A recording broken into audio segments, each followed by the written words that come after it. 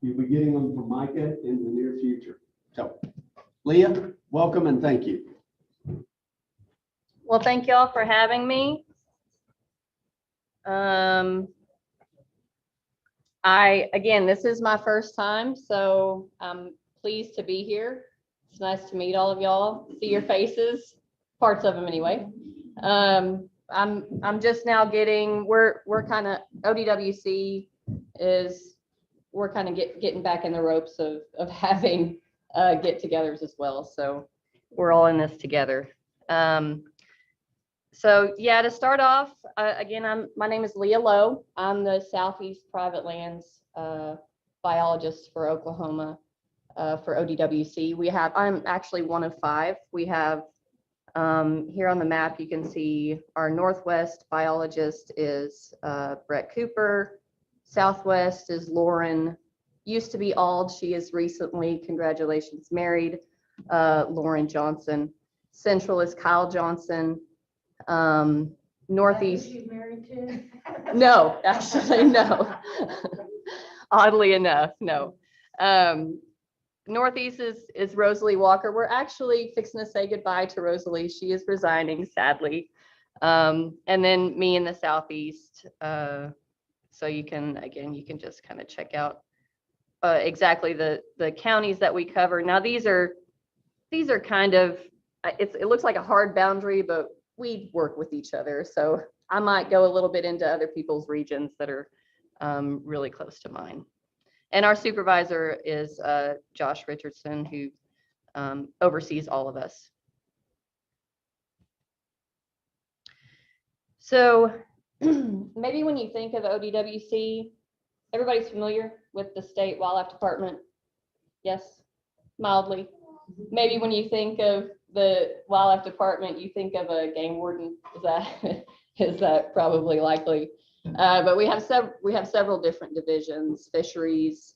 We even have outreach divisions that do shows on TV, produce these, outreach type of things like that. So, but we also have pretty recently, within, I'd say the last, I shouldn't even say however many years, but we have a private lands division, which consists of those biologists that I was saying. But what we do in the private lands subdivision, I would call us a subdivision, we go out with private landowners and provide technical assistance on their property, which, we're focused as the Oklahoma Department of Wildlife, we're focused on wildlife incentive things, native plants, native habitat, wildlife habitat, those type of things.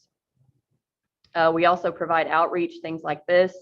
Field days is another really big one that we try to participate in.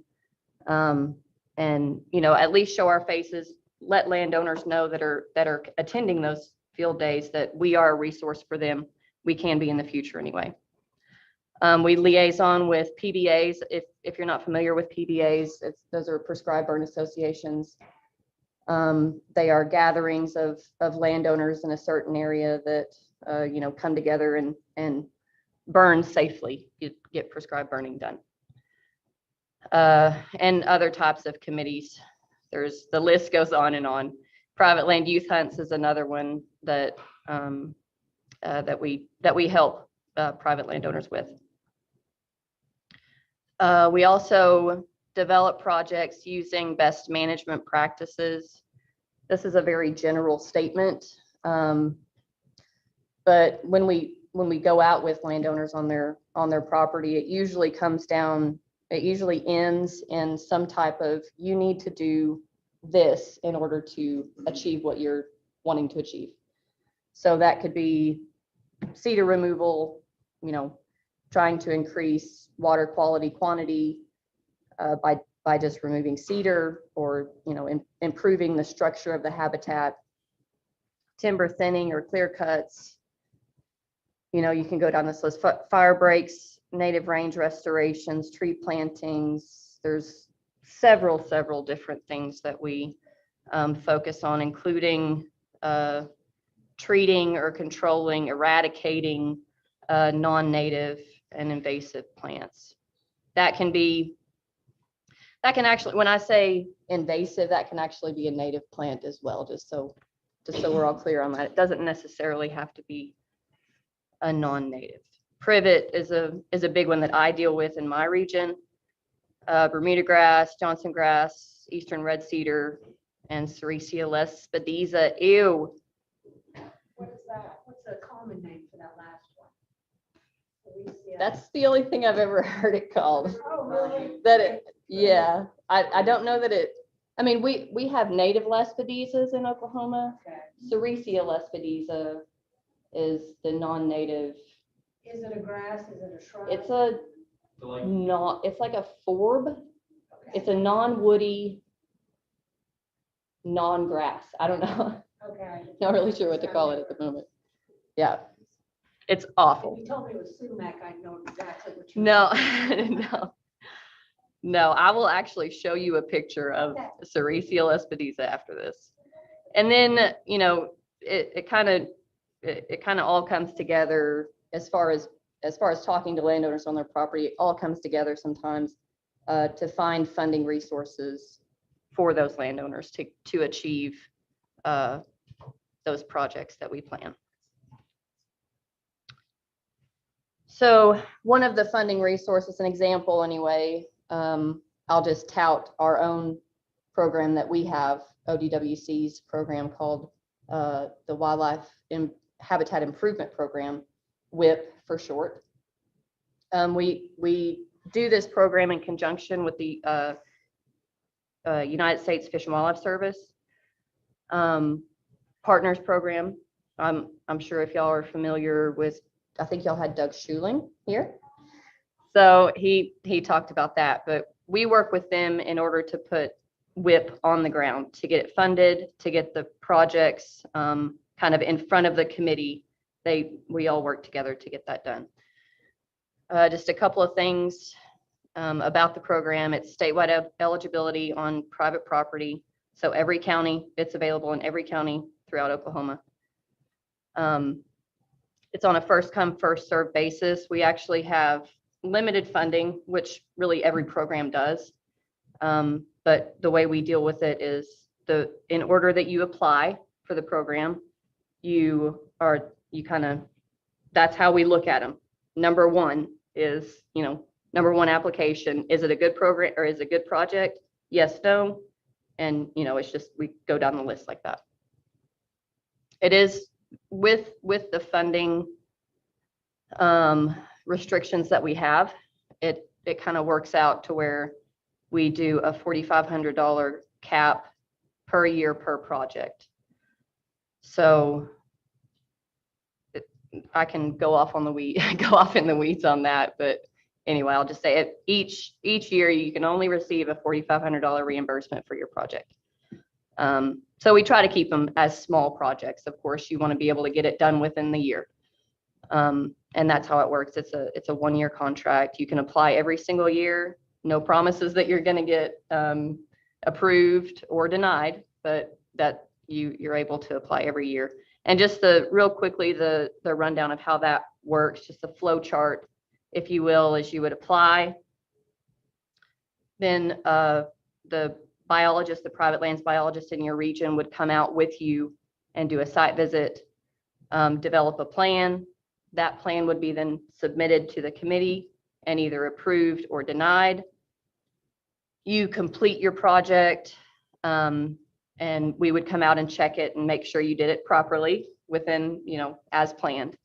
Then you would get your reimbursement, and then you're in kind of a maintenance period. So if your project was simply to, say, install fire breaks, the maintenance for that would be mowing once a year. So that 5 years down the road, 10 years down the road, I expect to come back out there and it still be a functional fire break. So it's kind of how we approach that. So kind of back to what we do as far as going out with the landowner. We're out there to evaluate what the landowner wants to do. What are your objectives for the property? Is it just general land management? Are you trying to manage for a certain wildlife species? are you wanting to increase your hunting, availability on your property? And I put realistic and practical here, only because you might be surprised of what people expect their properties to do versus what actually can be done on the property. So, a food plot on a mountain is tough. It takes a lot of money and a lot of topsoil to be hauled in. So anyway, that's what I mean by that. And then what we're doing really is determining the benchmark where you're at, what does your property look like now versus what it ought to be, what you want it to be. And we're mostly looking at the native plant community. So I'll get into that a little bit later. But so what I do is gather soil data, and I'm sure all of the other biologists do the same thing. And I use web soil survey. If anybody is familiar with this, it's a database used by mainly USDA and RCS, where you can look up your property and it can show that you can kind of delineate your boundaries, and it will show you exactly what soils you have, what are the characteristics of those soils, what native plants should be growing there. And then it provides a ecological site description, which I'm hoping to be able to pull that up a little bit later. But anyway, yes, it's a public. Put your mouse back over that so I can see the.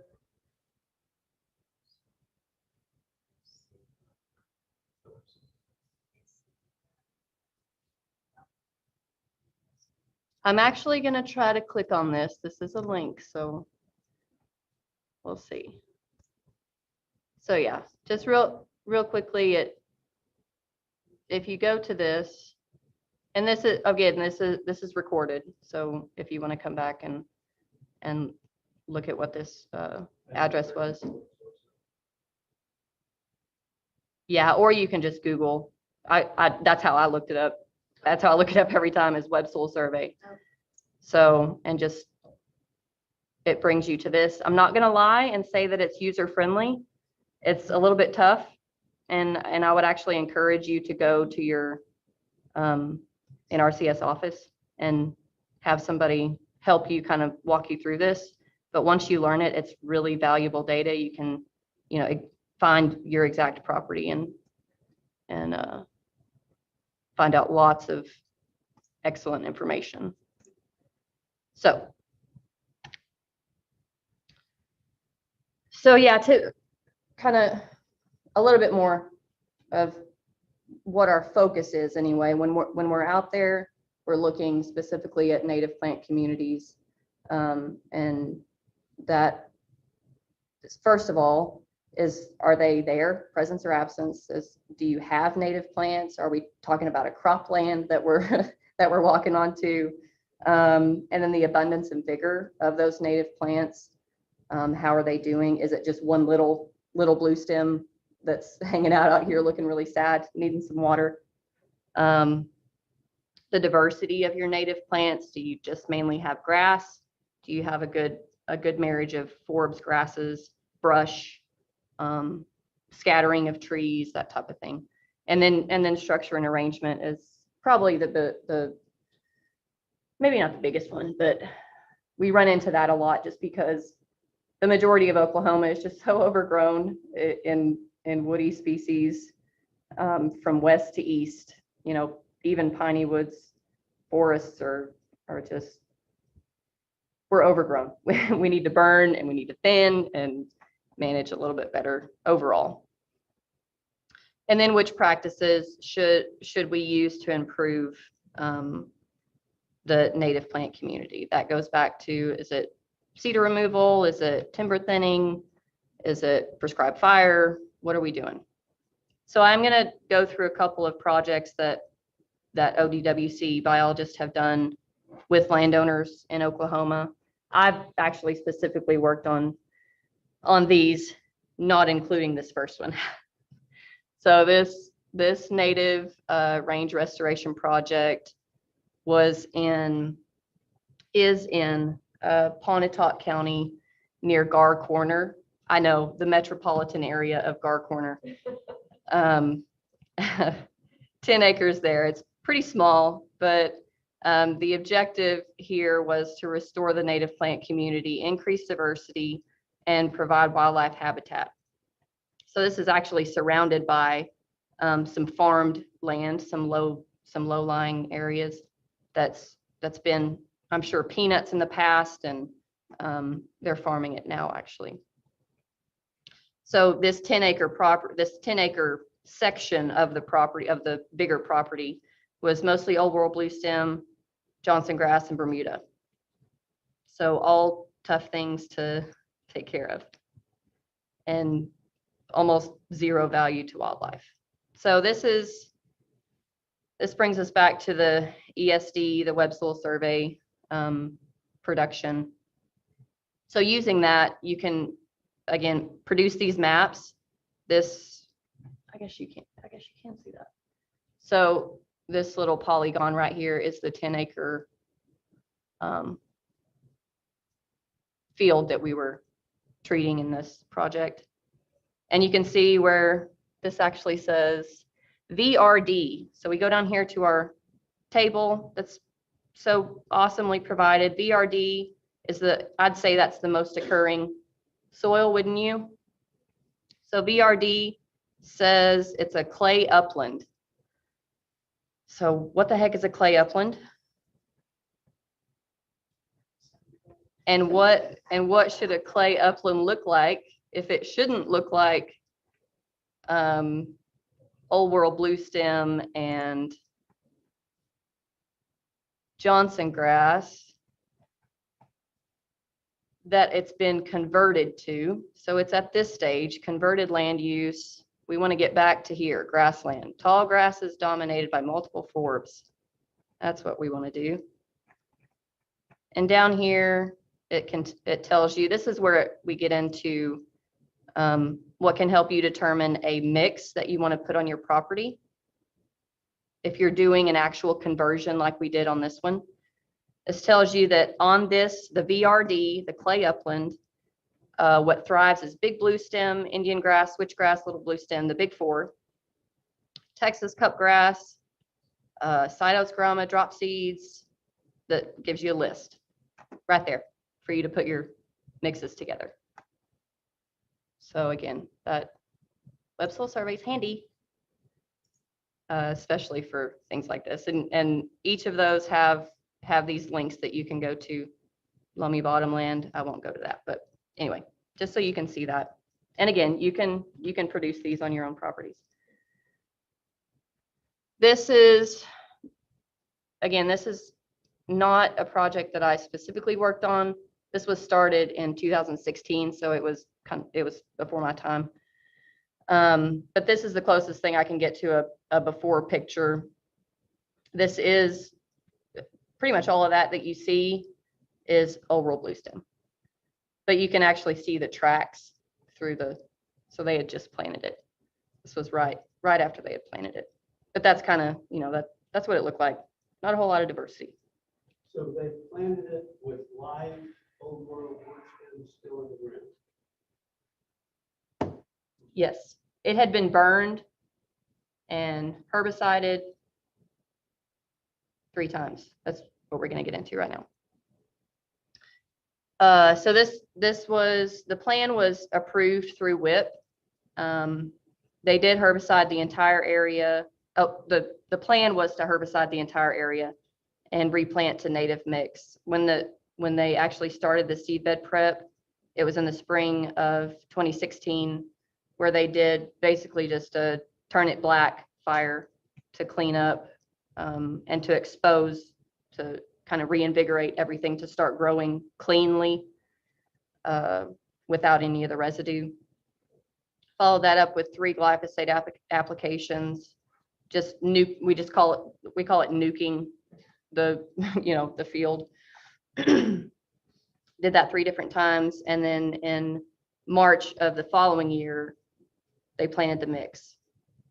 I put no disking in there, and then follow that up by using they used a double disc opening drill. No disking.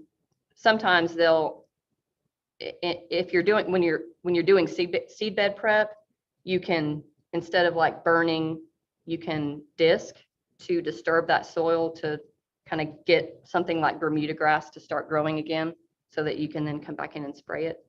They did not disc. They did a no-till application. And the only soil disturbing practice that they did was with the actual planter. And they purchased their seed from Lorenz OK Seeds. I'm actually not familiar with this place. If anybody else is it still even operating? Anybody? Okay. I saw where it was based out of Oklahoma City, so I wondered if anybody would know. But it was actually a grass heavy mix that they used. It was not, I think only a few forbs that they had, but the big four, green sprangle top, hairy grama, side oats grama was in there as well. Now this obviously isn't their seed mix, and it's hard to see, I admit, but this is just an example of a seed mix quote that I got for a landowner that I was working with. So just so you can see that.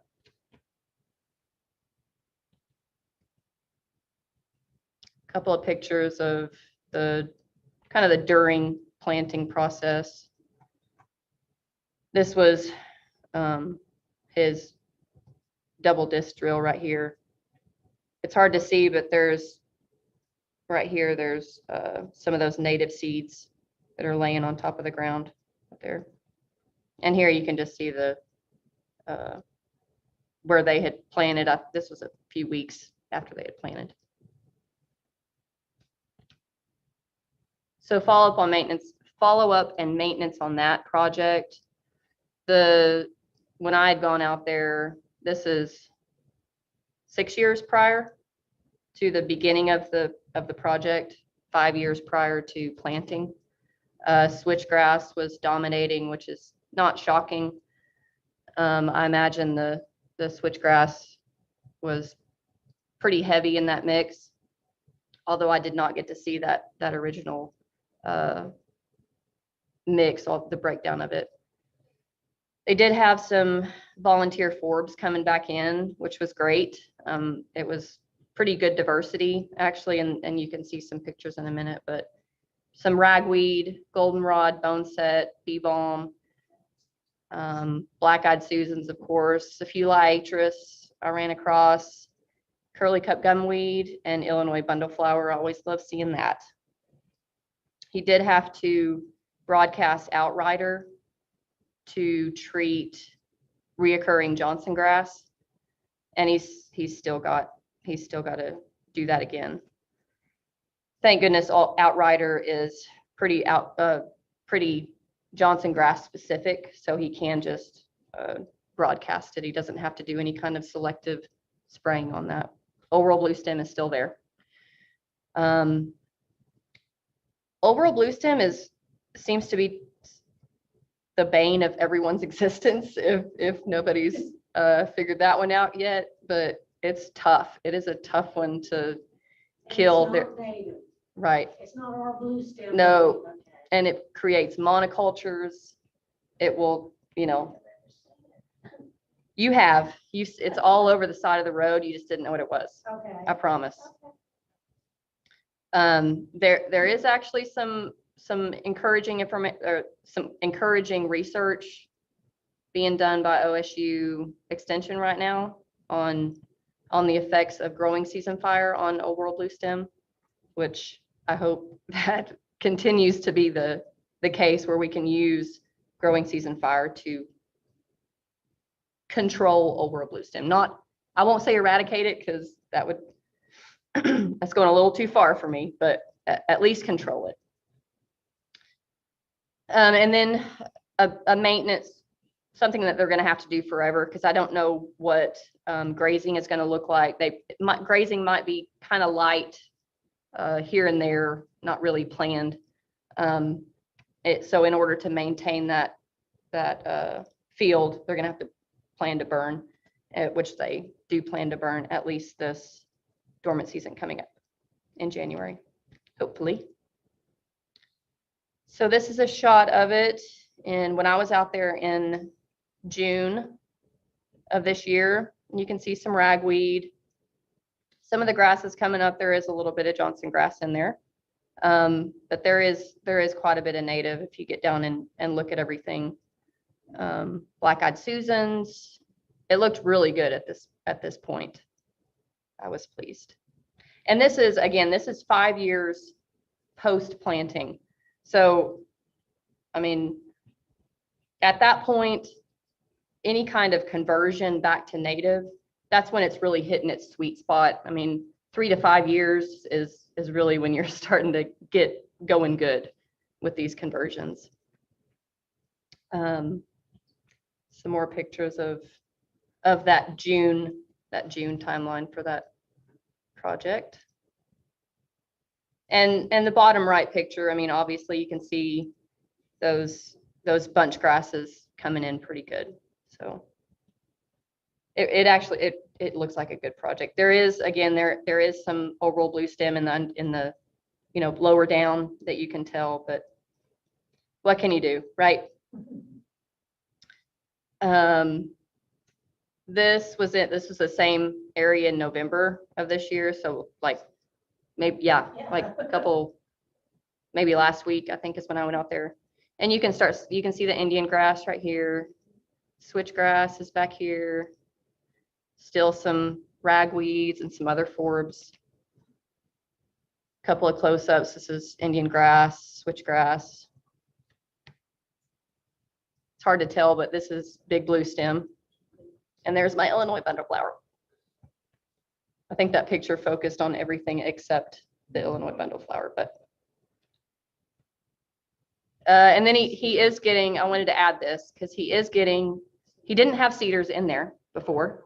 It was being disturbed. I think it was being hayed or some type of disturbance, but he is getting these little dadgum cedars in there, and they're scattered everywhere. It's weird. Like he doesn't have a whole lot of cedars around the edge. Anyway, but they are occurring, and it's nice that they're at the stage, or that they're at the stature that they are right now, because when he burns in January, they'll be gone. So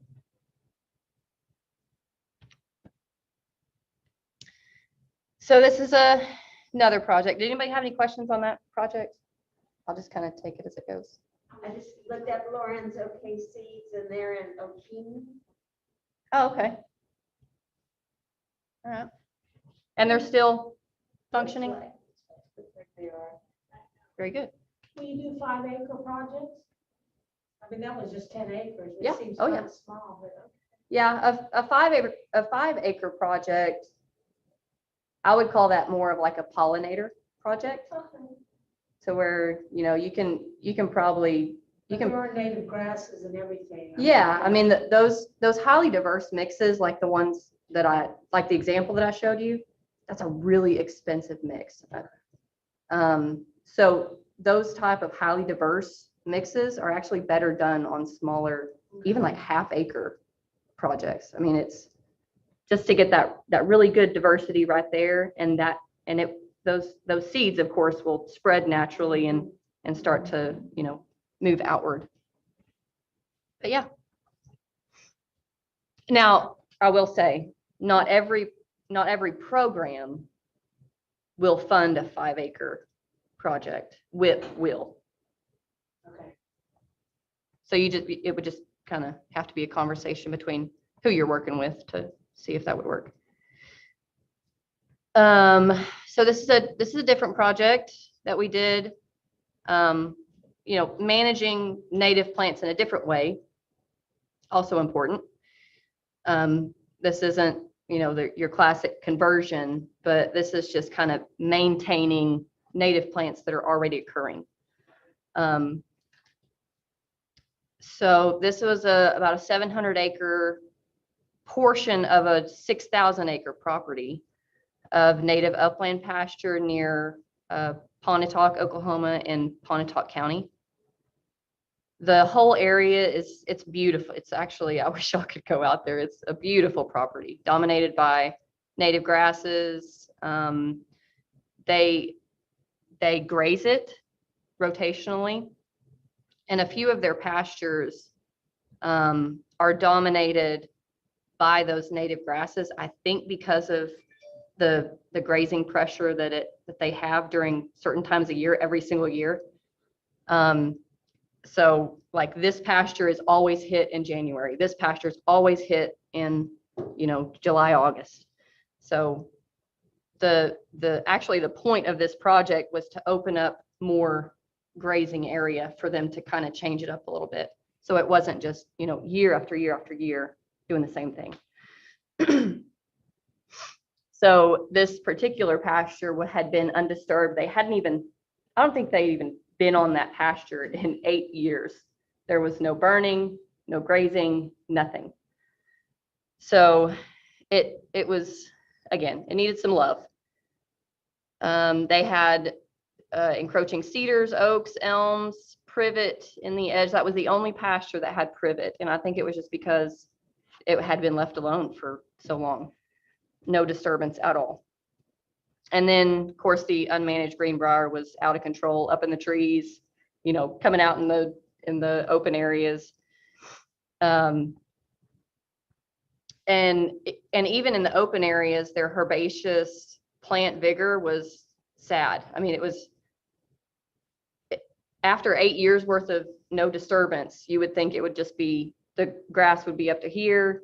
It had just been so, I think, stomped down or like laid over and shaded out anything that was new and growing for so many years that it just everything started to look like that little, one little blue stem out here that needed some water and some sunlight. So the objective was to control that brush management or that brush encroachment that they were experiencing, increase the herbaceous plant vigor, and increase diversity. We could do that pretty easily with fire in this case. We didn't have any issues with absence of native plants. They had decent diversity, but could have used more, in our opinion. With wildlife, of course, their main focus was grazing, but they have quail on the property. They have lots of grassland birds. So we were trying to help them understand that providing that forb content was going to, increase their forage for their cattle, and also, increase forage for wildlife, including grassland birds. Do you burn the 700 acres at once? Was that not bad for the grassland birds? Not, that's a subjective type of approach that we have to take on that almost every time. So in this area of Oklahoma, he's actually surrounded by this exact same thing all around. I mean, almost 100,000 acres just right there. So burning 700 acres altogether, no, it wasn't an issue. Literally on his own pastures looked just like this. Maybe not this bad, but like his neighbor was a lot like this, a little bit thicker than this actually. And his own pastures were, he has pretty decent wildlife habitat in general, but this pasture just needed, again, that wasn't our only objective. He needed to get it back to where he could even graze it, to where it could even start growing again, to where he could get some of that brush encroachment dealt with. So yeah, I mean, if you're the only haven in the middle of, a large area that you're the only wildlife habitat, you might break your 40 acres up into even smaller units, but 700 acres in the midst of 100,000 it's fine in this case. So the plan and implementation for this, again, it was just to install fire breaks, do the prescribed fire on this. It was approved through GRIP. We did it as a growing season fire in order to kind of favor those forbs and get those forbs growing at the right time.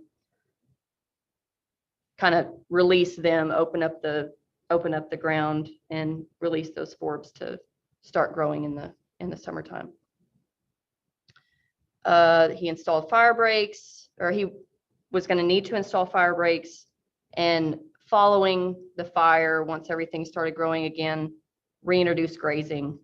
And I actually wanted him to hit it pretty hard grazing, to get the cows, put as many cows as he could on it so that they could go off in the trees and stomp some stuff down and, do their thing, eat as much as they wanted, at least after that first response from the fire.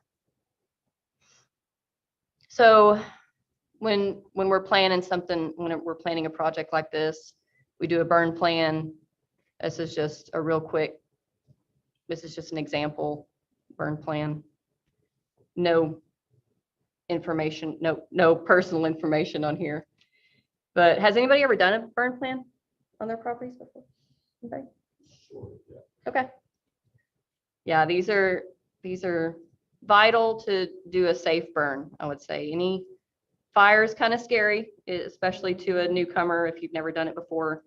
But when you actually go through all of these tables, these items to fill out, who are you going to call if something goes wrong? You have that number right there. What's the plan as far as your fire break construction? You have it all right there. What are there any areas that I need to make sure don't get out? Is there a greenbrier patch that's going to be pretty volatile? It's on this. And along with all of this plan comes a map where you're looking at where are we going to start the fire. We're going to work on this fire. We used a south wind. So the wind is blowing from the south, blowing to the north.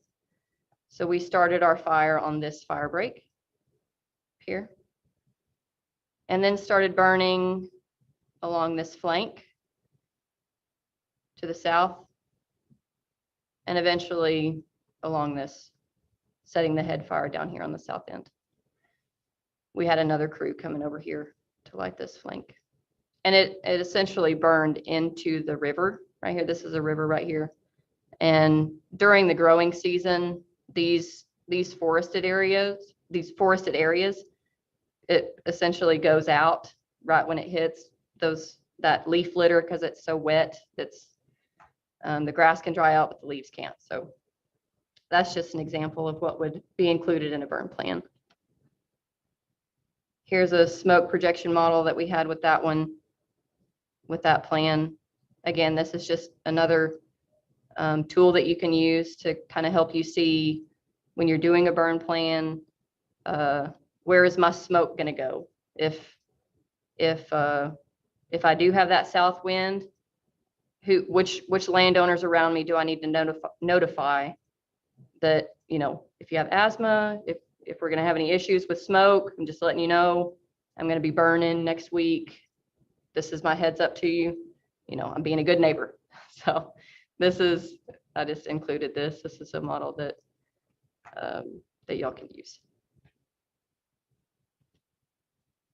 This was on the day of the burn. Thank goodness we had somebody on the crew that had a drone. So we got these cool pictures. Anyway, it was just a vast, it's hard to, 700 acres looks a lot bigger up in the air, you know what I mean? And this is actually only about maybe 50,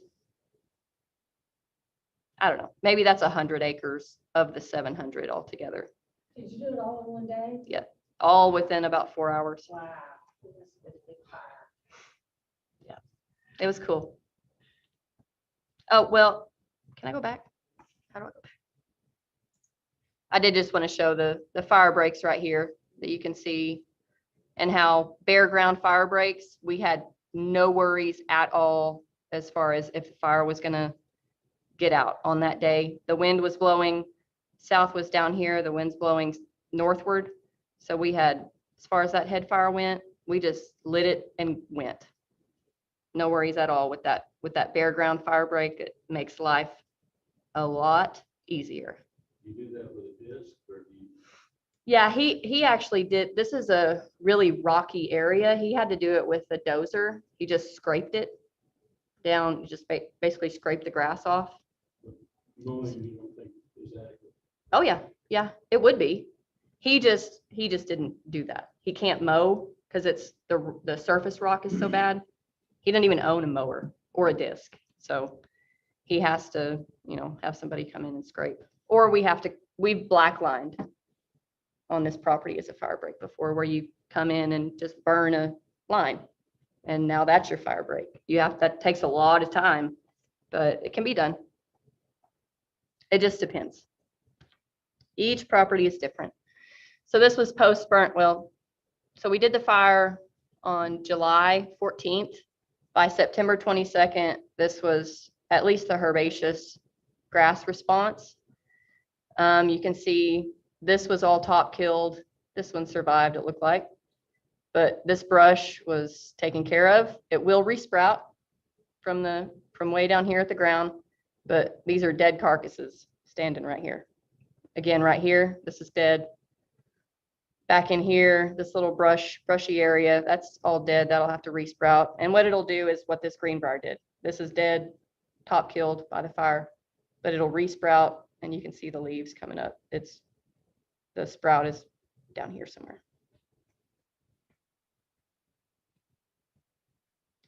Had to get my butterfly picture in there. Sitting on some bone set. This was within the area too.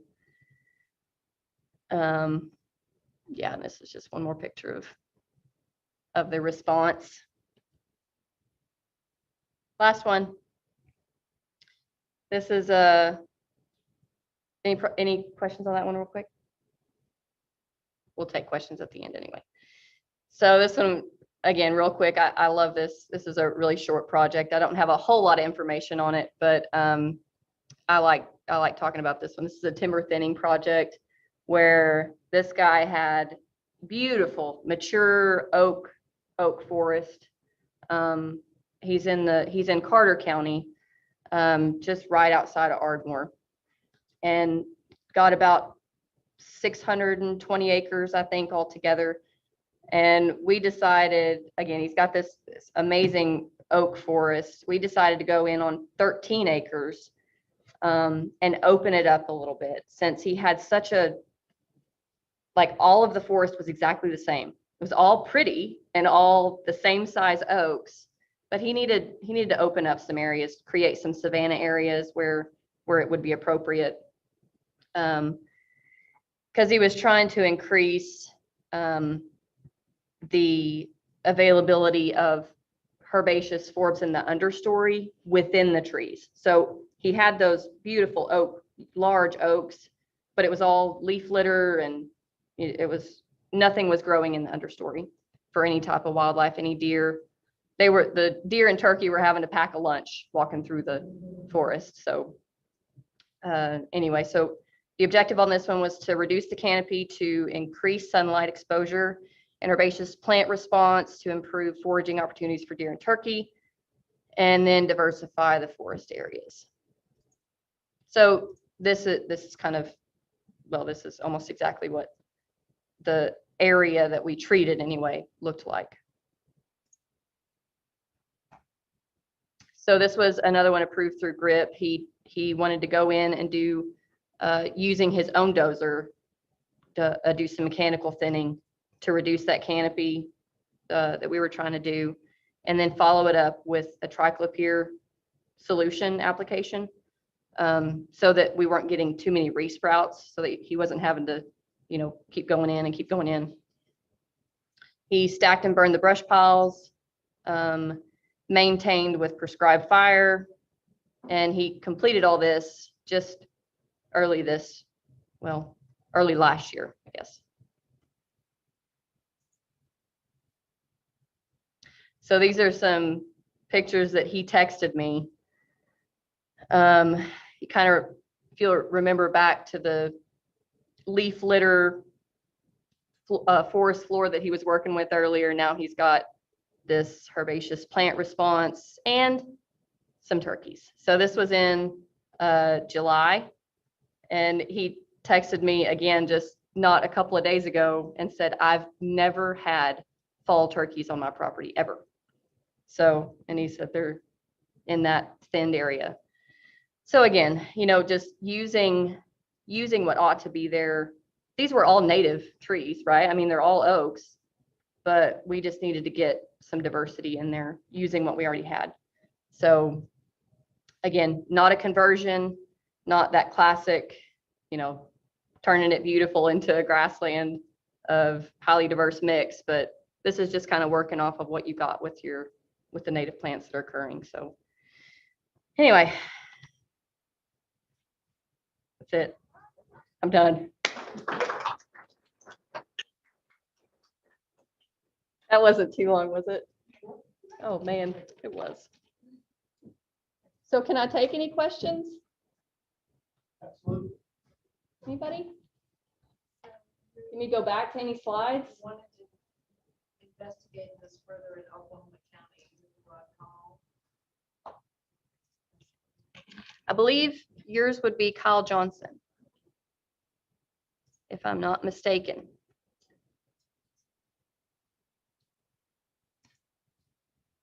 Well,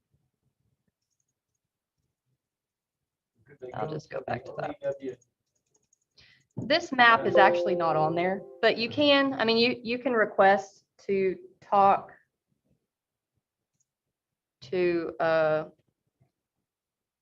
your local biologist on the website if you know where to find that. Our website is wildlifedepartment.com, and then you just look for private land or landowner programs, and you could find WIP and then your local biologist under there. Request to talk to your local biologist. Okay, for like the last project you showed, you say that you reimburse after people do it. So they can Yes. come out and help them build a plan, but they basically do the work with the exception of the burning. Did you come out and help with the burning? I did. Oh, okay, but you just chose to, that's not part of the project? Or- Right. Okay, I'm actually not professionally allowed to do that. okay. We have to go out on our own time to do that, which I'd take off all the time and do that.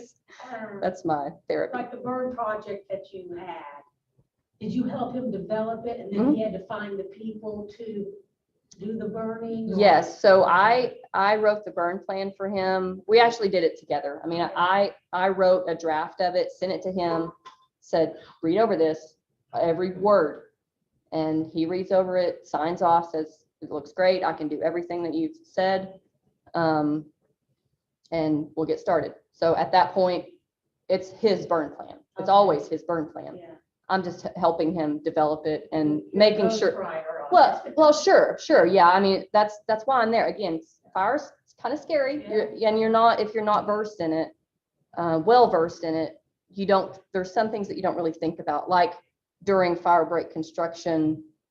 If you're pushing any trees, don't pile them next to the fire break, push them in, so that type of stuff, I make sure and put on the burn plan. So, but yes, as far as getting a crew together, equipment, that's his responsibility.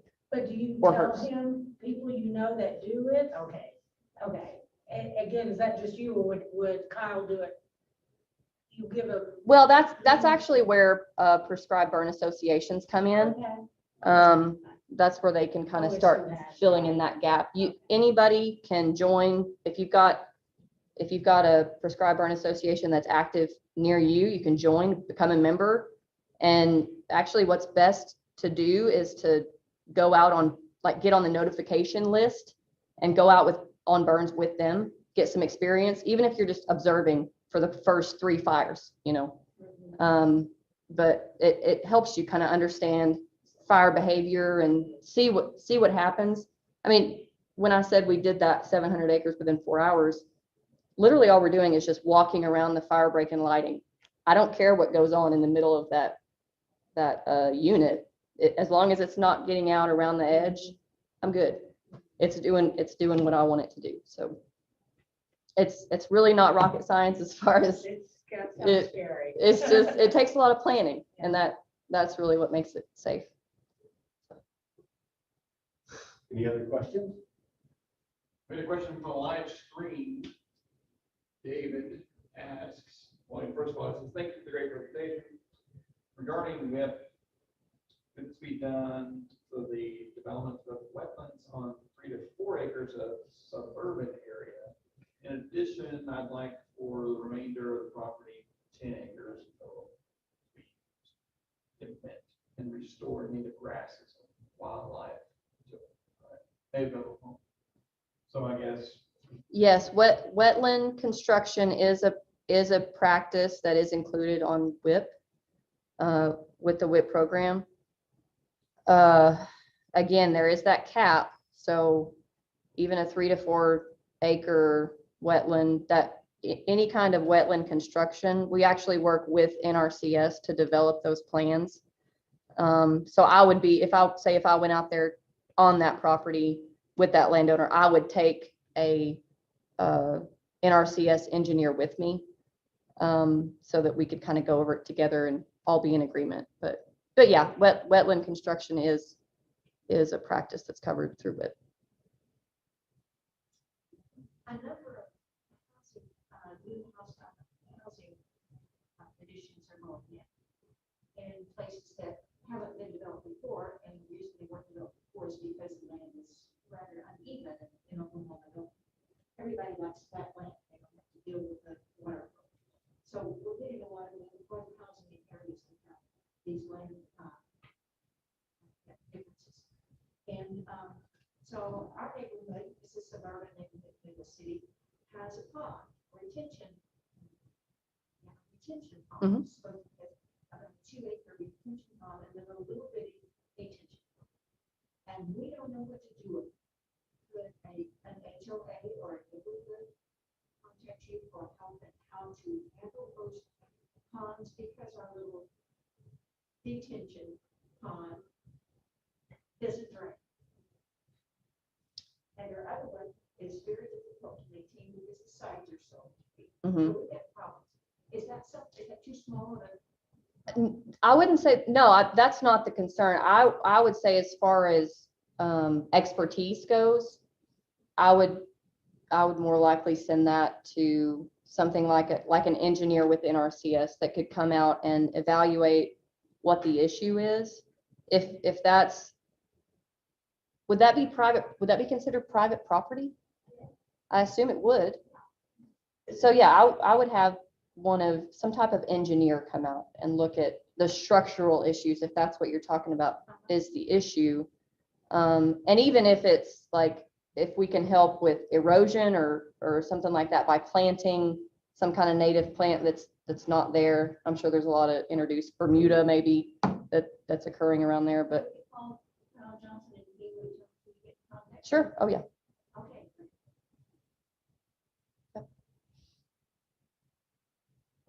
What are the tick populations out there in Burns that you studied? I've seen studies that show tick population, any kind of pest population is reduced when fire is used, on that 2 to 3 year rotation, Yeah. where it's returning fire. It's not just a one and done type of situation, but yeah, they just don't have that thatch layer to hide under, or the limbs from trees they're not hanging down so low to the ground, so you're not running into them and getting whatever is happening. I have seen several studies that have suggested that tick populations are decreased. Conversely to that, then, if burning helps the quail population, I'm assuming that it doesn't adversely affect insects. Yeah, so like grasshoppers, when they're, Well, yeah, larvae, those type of insect larvae, for whatever reason, they're brought to a unit after a fire, when new growth is responding, that brings insects like that can travel quickly, So we burn up, we cook grasshoppers all the time, that then turkeys will come in, or quail. I'm sure I don't see a whole lot. I don't see a whole lot of quail, period, sadly, but yeah, that those ground birds will come in and eat them up. Yeah. Any other questions? Got an observation about ticks. Mhm. We burned the whole place with a 3-year rotation. We skipped a few years. We're about to finish up the 3-year rotation. And I've been out spraying in brush. And had insect repellent for a few times, but haven't for a long time. I haven't seen a tick. Can't imagine that one rotation of burning did that. No, I doubt that. I wouldn't say that would be the cause immediate. Did you used to have ticks really, really bad or something? And Well, I haven't really noticed since I've been out there. 6 years, 10 years. Yeah. I don't have, we've never burned on our property. Sadly, we don't have very good fire breaks yet. We're working on that, but we've never had ticks really bad. So I think it would just kind of depend. Maybe you just don't have ticks all that bad. One other question, does prescribed burns in any way help fire ant control? I'm not sure about that. I don't know. That's an excellent question. I would certainly have to look that one up. You have fire ants here? Well, I think, yeah, we got them down in southern Oklahoma, and now that I'm seeing them in Edmond as well. So they're gonna essentially take the planet, and between the Lespedeza and the Bermuda grass. I will look and that up the and Fire ants, there's not much hope for quail or anything else, I think. Any other questions? So Leah, I mentioned Talmy, who wrote the book Bringing Nature Home, and it's an absolute, I don't know if it's a page turner, but you got to read it you got to carve out some time, because once you start reading it, it's very interesting, very entertaining. And based on what you do, man, it'll be every day you'll think, okay, we could do this, we could do that, but you're already doing it. So on behalf of the Native Plant Society, I'd like to introduce you to Talmy's book. Enjoy reading it. Thank you. All right, very I good. appreciate And that. thank you so much for coming. Thank y'all so much for having me. Well, thank you, Pat, for that and service. Pat should get some membership too. Oh, yes, and I'll get some information from you before you leave. And we'll give you an honorary membership to the ONPS for the next year. Awesome. Thank y'all. Thank you.